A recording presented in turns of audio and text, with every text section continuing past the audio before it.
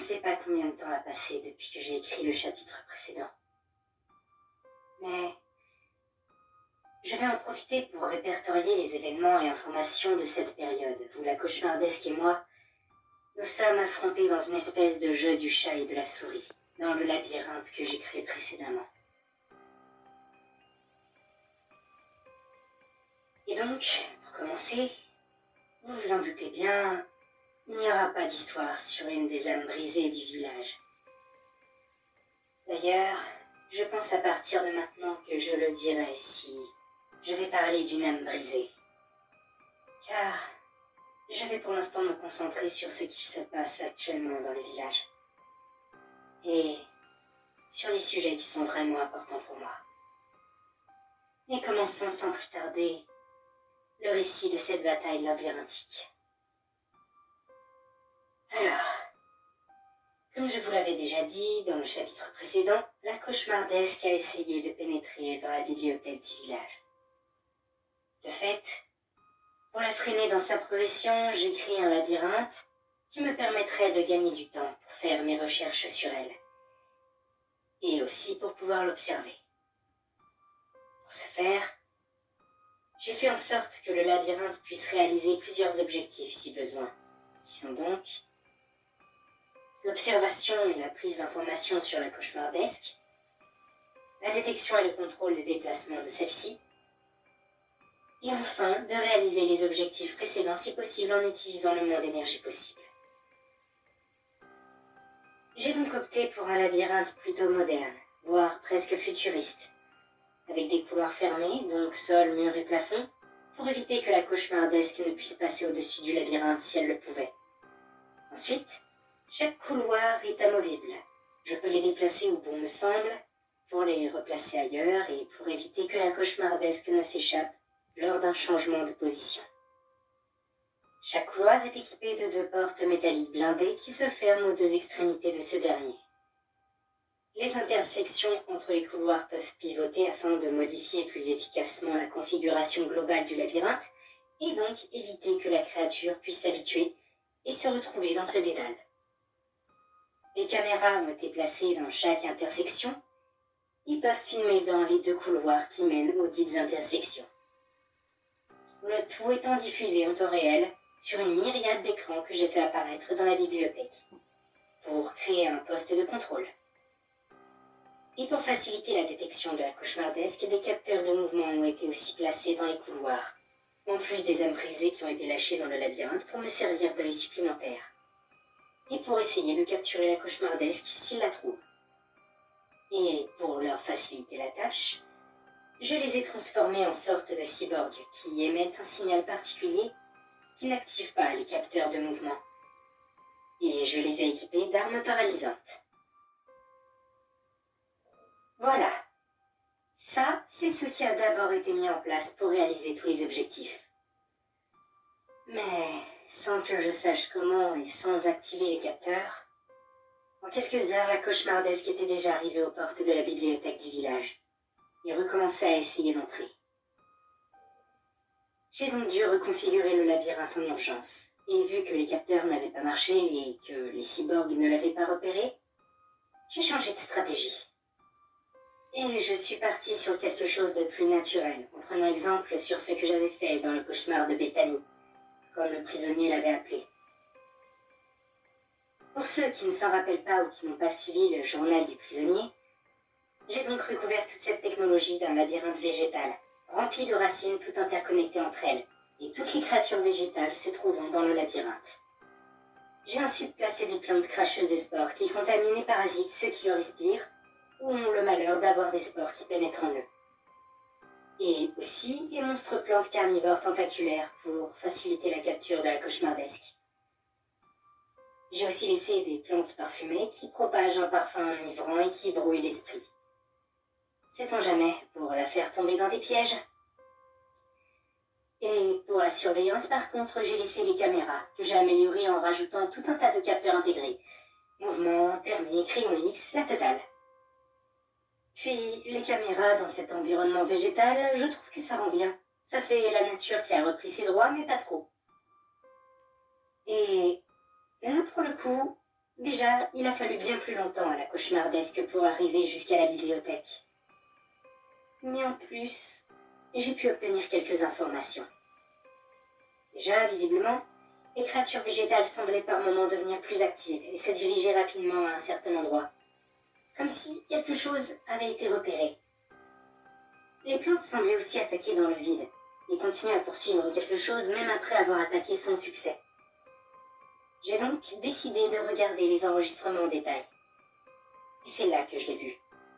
Une toute petite chose se déplaçait en volant dans les couloirs du labyrinthe, trop petite pour déclencher les capteurs de base et pour que les caméras ne la repèrent sans les améliorations apportées. Un insecte vagabondait dans le labyrinthe. Un insecte que je n'avais pas placé. Mais cette fois, quand j'ai finalement entendu la porte de la bibliothèque se faire agresser et que j'ai entendu les horribles cris de la bête, je n'ai pas paniqué et reconfiguré en urgence.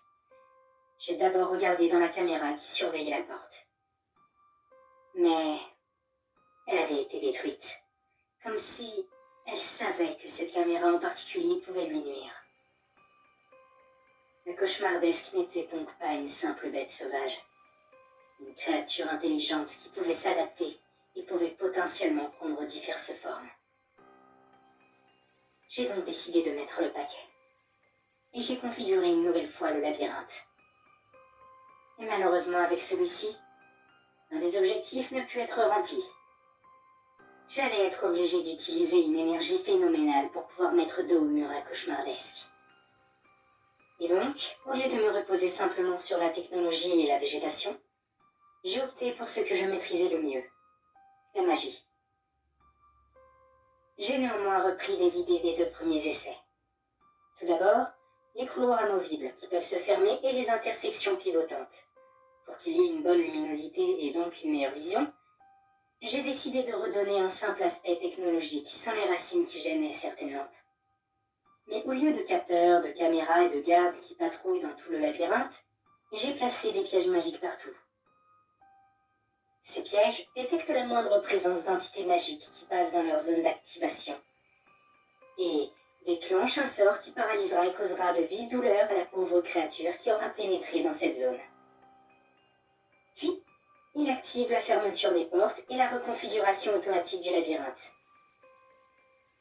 Et pour la surveillance, des cercles d'observation ont remplacé les caméras, permettant justement de détecter les énergies magiques plus facilement.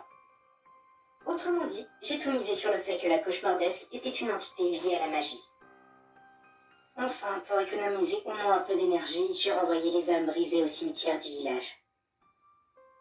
Et je ne sais pas si au final j'ai bien fait, car j'ai enfin fini par la voir. Et elle n'a jamais été aussi terrifiante. Ça n'a pas mis longtemps à arriver, car dès les premiers pièges qu'elle a déclenchés, je l'ai vite repérée. Puis j'ai fait en sorte de placer discrètement un cercle pour la suivre. Et si au départ elle avait bien la forme d'un insecte, au fur et à mesure qu'elle se prenait des pièges, elle commençait à prendre diverses formes, comme pour tester les pièges et voir ce qui pouvait se passer. Elle s'est transformée en une sorte d'androïde, puis en un golem de pierre, une créature végétale, comme pour définir le type d'entité que les pièges détectent. Et sûrement quelque chose lié à la taille de l'entité, peut-être voir si la taille avait un impact sur la puissance du piège ou si certaines tailles empêchaient le piège d'agir, j'imagine. En tout cas, c'est ce que j'aurais tenté à sa place. Puis ensuite, elle a tenté de se transformer en cafard, mais d'une taille plutôt semblable à celle d'un lion.